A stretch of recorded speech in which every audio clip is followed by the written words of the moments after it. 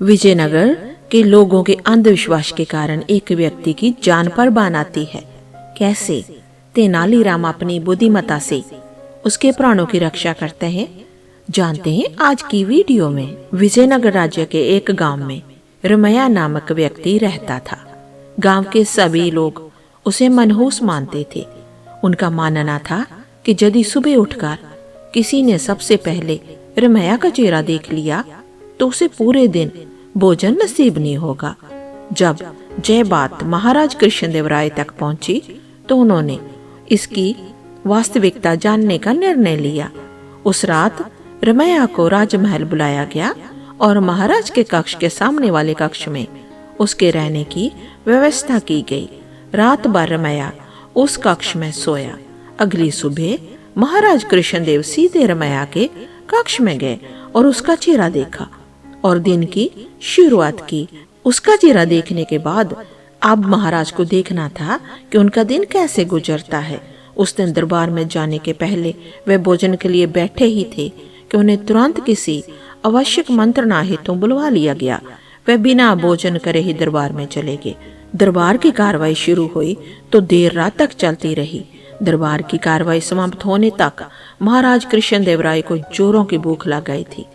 जब उन्हें भोजन परोसा गया तो उन्होंने देखा कि उनकी थाली पर मक्खी बैठी हुई है। उन्होंने भोजन छोड़ दिया और अपने शयन कक्ष में चले गए। कुछ देर बाद रसोइया जब फिर भोजन बनाकर लाया तब तक उनकी भूख मर चुकी थी। वे बिना खाए सो गए। अब महाराज को विश्वास हो गया कि रमैया मनहूस है। उन्होंने उसे फांसी पर चढ़ा देने का आदेश दे दिया। रमैया की फांसी की बात जब उसकी पत्नी तक पहुंची तो वो रोते रोते तेनालीराम के पास गई और उससे सहायता की गुहार लगाई। तेनालीराम ने उसे आश्वासन देकर घर भिजवा दिया। अगली सुबह जब सैनिक रमैया को फांसी पर लटकाने के लिए ले जा रहे थे तो रास्ते में उनकी भेंट तेनालीराम से हुई। तेनालीराम ने रमैया के कान में कुछ कहा और चला गया। इधर फांसी गृह पहुंचने के बाद सैनिकों ने रमैया से उसकी अंतिम इच्छा पूछी। रमैया ने कहा, मैं महाराज को एक संदेश भिजवाना चाहता हूँ। एक सैनिक द्वारा वह संदेश महाराज तक पहुंचाया गया।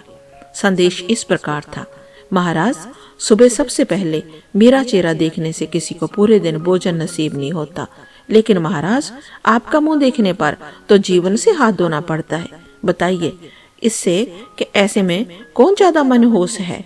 संदेश पढ़ने के बाद महाराज को अपनी अंधविश्वासी सोच पर शर्म आई। उन्होंने सैनिक से ये कहकर रमैया को वापस बुलवाया और पूछा कि उसे ऐसा संदेश भेजने पर किसने परामर्श दिया था। रमैया ने तेनालीराम का नाम लिया। महाराज तेनालीराम की बुद्धिमत्ता से बहुत प्रसन्न हुए।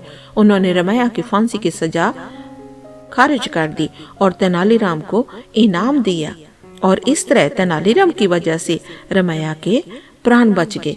और दोस्तों, इस कहानी से हमें ये शिक्षा मिलती है कि हमें अंधविश्वास से दूर रहना चाहिए, अंधविश्वास नहीं करना चाहिए और भगवान पर भरोसा करना चाहिए। वो जो करता है ठीक ही करता है। फिर मिलते हैं एक और नई कहानी के साथ। हाँ दोस्तों, आपको ये स्टोरी कैसी लगी? आपको अच्छी लगी तो कमेंट बॉक्स में हमें जरूर लिखें। फिर मिलते हैं। धन्यवाद।